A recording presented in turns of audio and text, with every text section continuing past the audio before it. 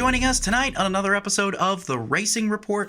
My name is Rob Peeters, and I am your host once again for another fabulous little half hour where we're going to talk all things motorsports, because there was no shortage of action from this past weekend. Plenty of things going down. We had the Monaco Grand Prix, which has been moved from its traditional May date now to the first weekend in June. We also had the NASCAR Cup and Truck Series, as well as the ARCA Series up in the Irish Hills of Michigan. And we also had the IndyCar and Indy Next Series racing at Gateway for another oval track. Plenty to discuss from that weekend, and plenty more to discuss in the news from this past week and this current week. So, without further ado, let's go ahead and get into the Formula One news of the week. We'll begin with something that we've been talking about the last several months about Formula One power units. Well, we've now learned that the FIA, Formula One management, Formula One teams, and their engine manufacturers have all agreed to phased changes to the power units between the 2027 and the 2028 season. So, to break this down, essentially what this is going to mean, and I'm not going to get into the nitty-gritty technical aspects. If you want to learn more about that, feel free. There's plenty of information about that on plenty of reputable news sites. But primarily by 2027, the Formula One power units will basically have a 58 to 42 split between internal combustion power and battery power. So remember, right now they're running a 50-50 split. So by 2027, that's next year, they will have a 58-42 split. Now, by 2028, the goal is to get that to a 60-40 split, which is what was desired by drivers, by teams, by the manufacturers themselves. So we're getting away from 50-50 being internal combustion and then hybrid power, and it's going to be far more it's going to be far more reliant on that internal combustion power instead of the battery power. Now, battery power is not going away. These are still hybrid cars, but as far as them being, like we said, 50-50 when it comes to internal combustion and electric battery, that's going to be phased away with a little less emphasis on the electric battery and more emphasis on the ICU, or the ICE. So, very important news there on the front of Formula One. Maybe we could see some drivers who threaten to quit potentially stay around. Max Verstappen, we'll find out as the season rolls on what the plan is there, but definitely that's a step in the right direction. I think a lot of people, fans, not just fans, but also drivers, team owners, and people within the sport are kind of very happy to see this come to fruition. Now, more news in Formula One. The Las Vegas Grand Prix has extended its contract for another 10 years, and it will remain on the F1 calendar through the 2037 season. So, Formula One is expected to be racing in Las Vegas until 2037. Very big news there for that market and that location. We'll see how that goes and if that contract ends up being fulfilled by the time we get to the next decade. Also in Formula One news, Charles Leclerc has signed a new long-term deal to stay with Ferrari for the, quote, coming seasons. The exact length or additional details of this deal have not been released by the team, but we do know that Charles Leclerc will be a Ferrari driver for years to come.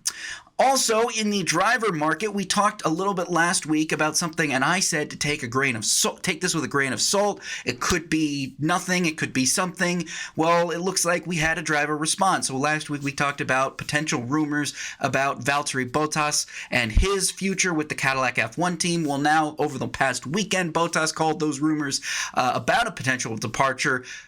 I'm paraphrasing, but he called them BS, saying that those rumors were started for, quote, headlines and, quote, clicks. Bottas is, of course, in the first of a 2-year contract with the upstart American team. So Valtteri Bottas, he says he's not going anywhere, and I'm one to take that at face value and believe him for what he says, because he still does have another year under contract with the Cadillac F1 team.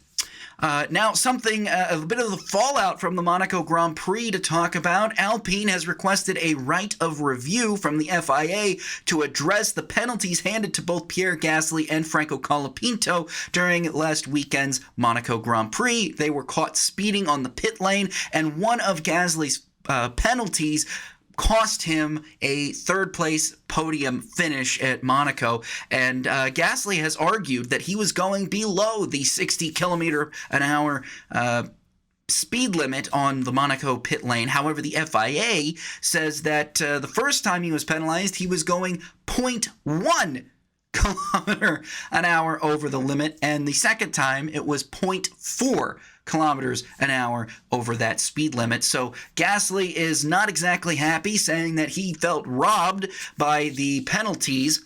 But a hearing on that is currently scheduled for Thursday, June 11th, so probably by the time you're watching this, that hearing has already happened. But be sure to tune in next week, and we'll break down what exactly happened during that hearing and anything that results from that event. But now looking on, we'll move on into the world of IndyCar, because some news to talk about from this past weekend. Kevin Blanche abruptly retired from IndyCar's independent officiating board last week, and Nick Allen was appointed to succeed Blanche as IndyCar officiating's technical director. That was a bit of a shocking development, but Blanche, in a statement, essentially said that he'd been evaluating retirement for quite some time, and ultimately decided that now was the time. So IndyCar has a new technical director on its independent officiating board, which, by the way, will also be providing post-race penalty comments and summaries beginning from this past weekend at Gateway.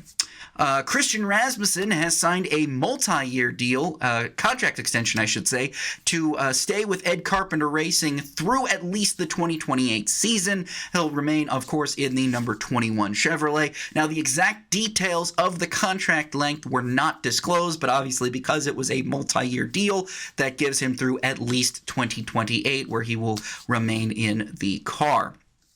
Also in the news, Ryan Hunter-Reay has joined Arrow McLaren as the team's new sporting director, taking over for Tony Kanaan after he was promoted to team principal last year, and Kanaan has been serving in that role, obviously, for quite some time now. But Ryan Hunter-Reay is now being slotted into Kanaan's old role as sporting director. Meanwhile, something we talked about last week, Penske Entertainment reportedly received 288,000 ticket requests for the 100,000 available tickets for the upcoming Freedom 250 on the streets of Washington, D.C. So quite a substantial demand for those tickets, and it looks like they're going to have a different way of setting it up. Some tickets will be on the outside of the track, other tickets will be on the inside of the track. Still unsure exactly what kind of grandstands are going to look like, but there's a lot of demand here, clearly, for this upcoming race. So we'll have to see what that attendance looks like coming up here later on in August. Now into Formula E news. This is something to discuss that has been quite discussed over social media. Cupra Kiro team principal Russell O'Hagan said that the team had formally reprimanded Dan Ticktum for the second time this season following radio outbursts and after he left the track early following last month's Monaco E-Prix. So the Dan Ticktum saga continues with many controversies that he's already racked up in his short time, couple of years now in Formula E, and it looks like Cupra Kiro, his team, is not really having it. So we'll continue to monitor that and see if any additional disciplinary penalties are levied against Ticktum, or if perhaps he does what nobody really expects him to do, which is change his attitude completely. We'll have to monitor that and see. Finally, in the world of Formula E, despite exiting the championship after last season, the FIA has fined McLaren 400,000 euros for breaching the Formula E cost cap last season by, get this, 555,000 pounds, which is, in the grand scheme of things, not really a lot. When we're talking about teams usually spending over $1 million, this is a team that spent a little over $500,000 more than they should have, and are not even in the championship anymore. But either way, they're now going to have to pay a €400,000 fine. But that is it for the news of the Open Wheel Series. We'll go ahead and take our first break of the show. But when we come back, we've got some big news in the world of supercars that also pertains to the world of NASCAR. And, of course, we've got a big announcement by a NASCAR Cup Series driver that they will not be returning to their team next season. So find out more on those stories coming up after these messages on the Racing Report.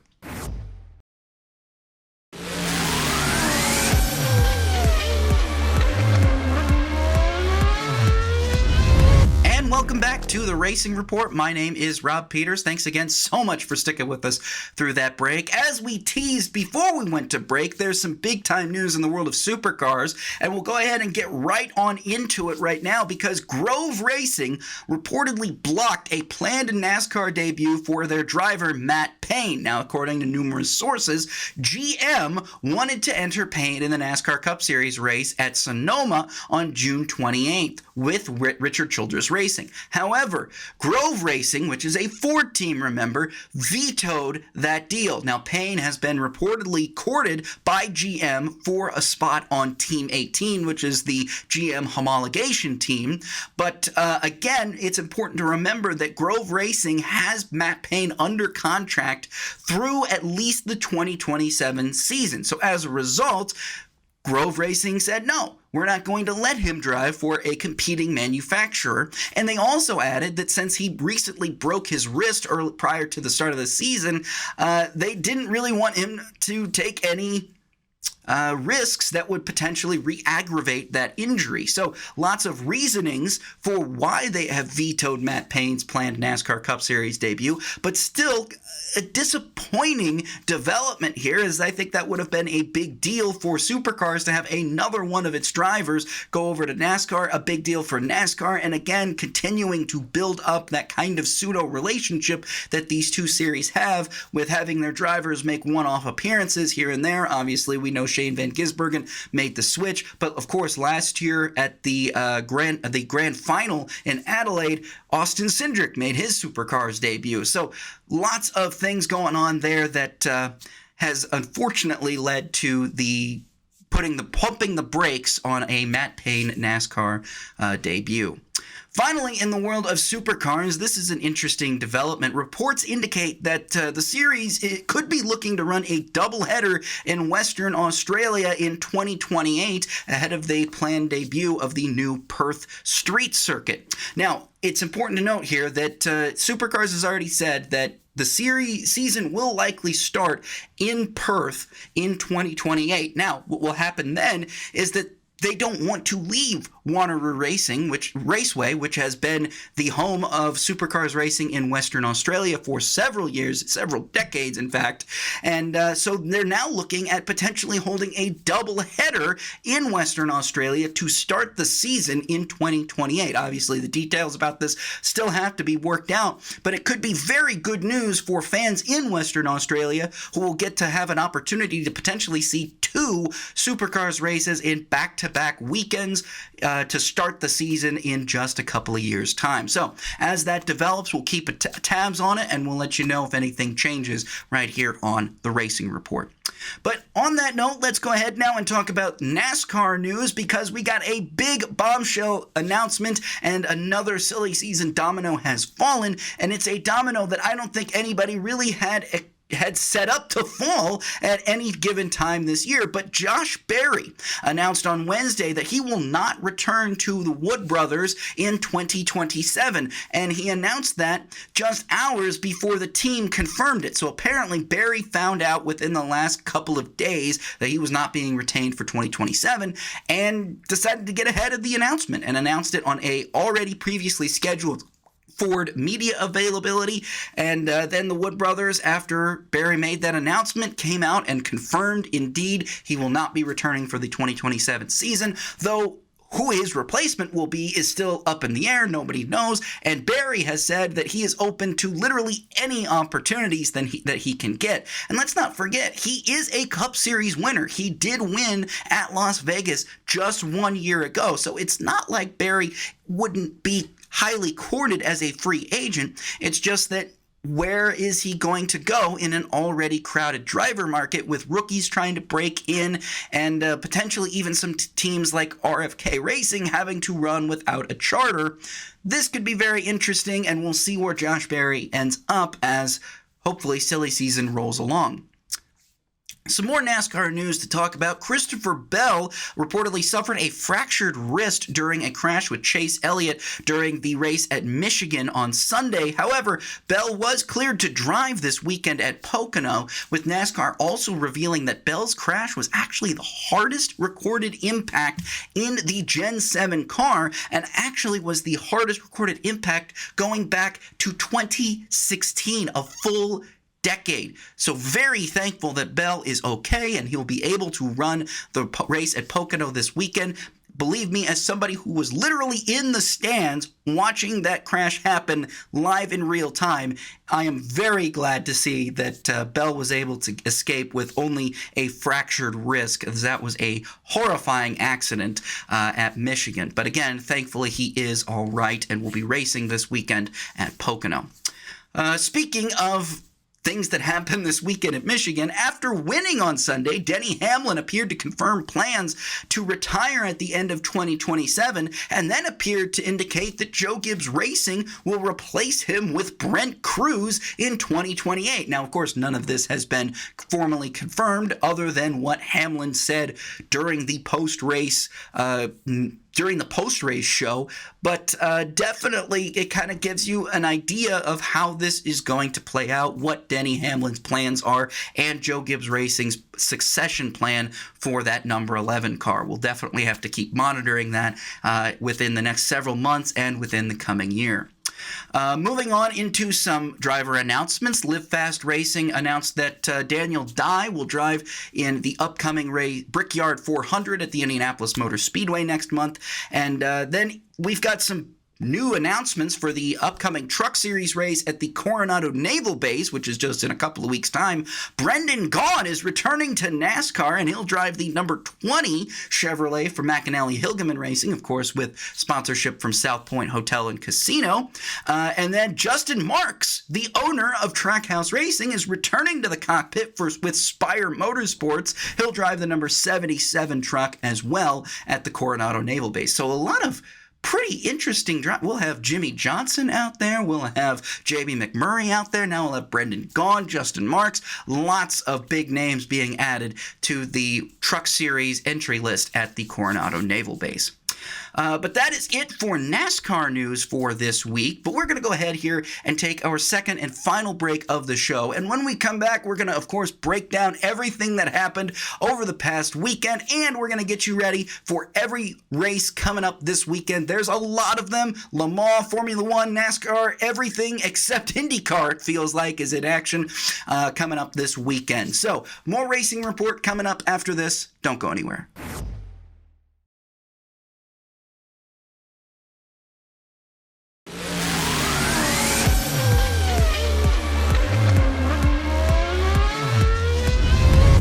Welcome back to the Racing Report. My name is Rob Peeters. Thanks again so much for sticking with us through that break. Let's go ahead here real quick and recap this past weekend's races, because we had quite a lot of fun events. Of course, the Formula One Monaco Grand Prix was moved from its traditional May date on Memorial Day weekend to the first weekend of June, and I think it seemed to go fairly well, at least in terms of how the fans perceived it and everything going from that. It was a little bit weird, though, to wake up with Monaco and then watch NASCAR in Michigan and then watch IndyCar in St. Louis. Kind of felt a little weird. Usually you get Monaco, then Indy, and then a NASCAR race, and now it was a little bit flipped. The NASCAR race is during the day, the IndyCar race is during the night, and whatever. But Kimi Antonelli scored a victory on the streets of Monaco. That was a big deal for him. But of course, one of the biggest stories of the race was the fact that part of the track came up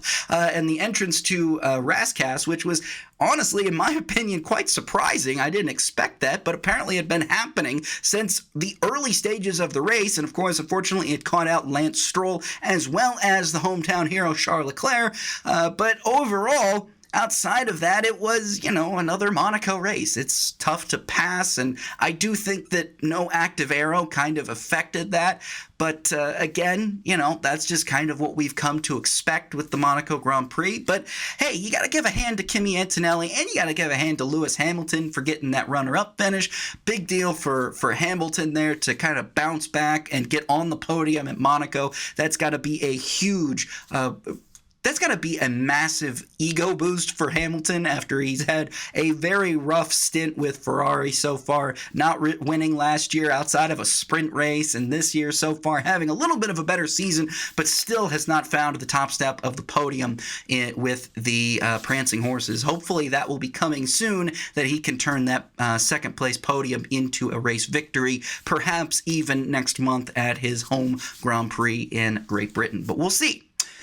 Meanwhile, like I said, IndyCar was in Gateway. It was a late night on Sunday, but before that, we had an Indy Next race that was won by Miles Rowe, who is quickly becoming one of the premier oval specialists in that series, and he drove from dead last to first. Now, he could have had the pole, but he ran an extra lap during qualifying. IndyCar penalized him, sent him to the back, but that didn't really matter because he drove right on up through the field and took what I believe was his third or fourth Indy Next Series victory. A huge deal there for Miles Rowe. And I think a lot of people have now already been asking, when is he going to get a chance at the Indianapolis 500? I myself am wondering, and I don't have an answer. But what he did on Sunday is nothing short of impressive, and hopefully we will see him at the Indianapolis Motor Speedway during the month of May, and in an Indy car and not an Indy Next car on the road course. So, meanwhile, in the IndyCar race that happened a little later after that, Josef Newgarden went to victory lane, scored his second victory of the season and his second oval victory as well. He won earlier this year at Phoenix and now basically took the field and schooled the field on Sunday to win again at Gateway. Now, let's be fair there, though. Marcus Ericsson definitely had a far more dominating race, whereas Newgarden just had the advantage late.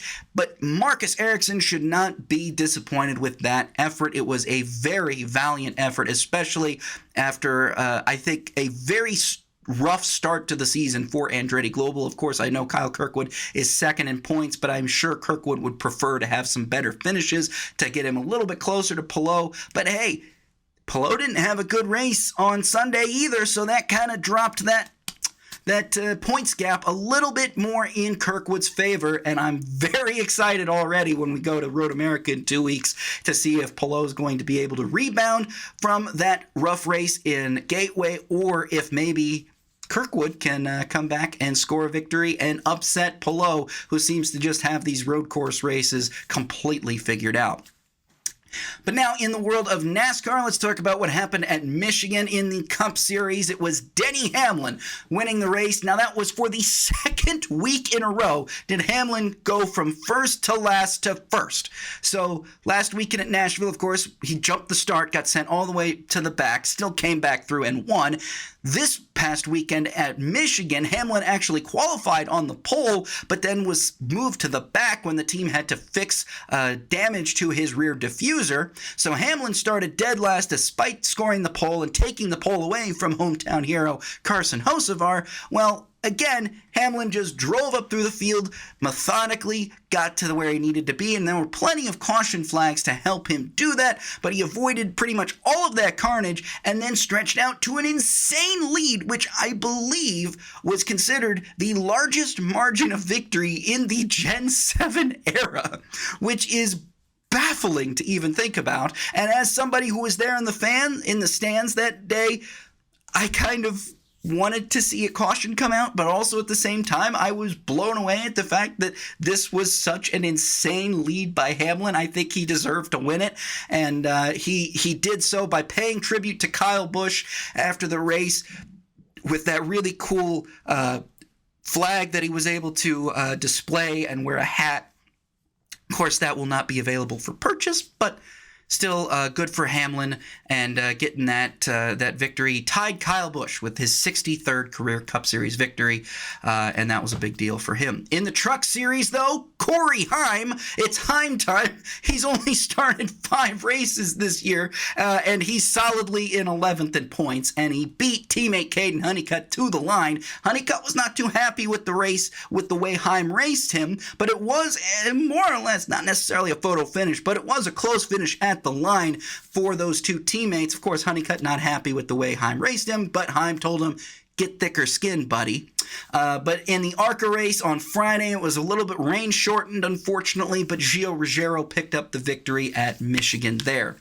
Now let's go ahead here and look up at the races that are coming up this weekend. Lots to look forward to. We've got, of course, the 24 Hours of Le Mans coming up this weekend. It's going to be a big event. Of course, don't really know yet who's on pole. Have just only had, so far as of the recording of the show, only had a couple of practice sessions. But if you're looking to watch that race, it's going to be really easy for you if you have basic cable, because that race is going to go green Saturday at 10 a.m. Eastern Time, and it'll be aired on True TV, the entire 24 hours. I literally looked this up on the channel guide. True TV is scheduled to have pre-race coverage at 9, and then the race go all the way through until it ends, and then post an hour's worth of post-race before they start airing Impractical Jokers reruns. So how about that? But of course, if you don't have cable, you can also stream it live on HBO Max. Now, Formula One has a big slate coming up this weekend at the Circuit de Barcelona, Catalunya. Formula One qualifying is going to be at 10 a.m. on Saturday, while Formula 3 and Formula 2 are also in action this weekend. Formula 2 sprint race is going to be at 8:15 a.m. on Saturday. The feature race is going to be at 5:25 a.m. on Sunday. In Formula 3, the sprint race will be at 4:05 a.m. on Saturday, with the feature race coming at an early 2:40 a.m. on Sunday. Then we've also got NASCAR in Pocono. The ARCA race is scheduled to go green at 3 o'clock Eastern Time on FS1 on Friday, so hopefully you're going to take off work a little early, maybe. But then the O'Reilly Auto Parts Series race, that's going to be 4 o'clock Eastern Time on Saturday on the CW, with the Cup race following on Sunday at 3 o'clock p.m. Eastern Time on Prime. We've also got Indiana Midget Week in action this week. Friday, the series is going to Bloomington Speedway, and then on Saturday, they'll be at Tri-State Speedway, and then wrapping up at Kokomo Speedway on Sunday. All 3 of those races so far scheduled to begin broadcasting at 5:45 p.m. on Flow Racing. Of course, we've already had a handful of Indiana Midget Week races so far, but I'm just telling you Friday, Saturday, and Sunday, which is probably when you're watching this. Also, in grassroots racing, we got the Cars Tour at Dominion Raceway, and that'll be Saturday at 5 o'clock p.m. Eastern Time on Flow Racing. And then the Cars Tour West will be at State Line Speedway out in Idaho. That'll be at 10 o'clock p.m. Eastern Time on Saturday on Flow Racing. The World of Outlaws is in Knoxville, actually, this weekend. Not the Knoxville Nationals, but it's the last race in Knoxville before the Knoxville Nationals. So those races, Saturday and Sunday Friday and Saturday, Saturday and Sunday will both be on Dirt Vision. So big time, a lot of racing coming up this weekend. But that is it for this week's episode of The Racing Report. Again, thank you guys so much for tuning in and watching. If you like this show, be sure to follow me on social media. You can do so by looking up at rpeeters33. That's RPEETERS33. And then, of course, make sure you have the WTHR streaming app installed on your smart TV so you get brand new episodes of The Racing Report each and every week. So, for WTHR, my name is Rob Peeters, and this has been another episode of The Racing Report.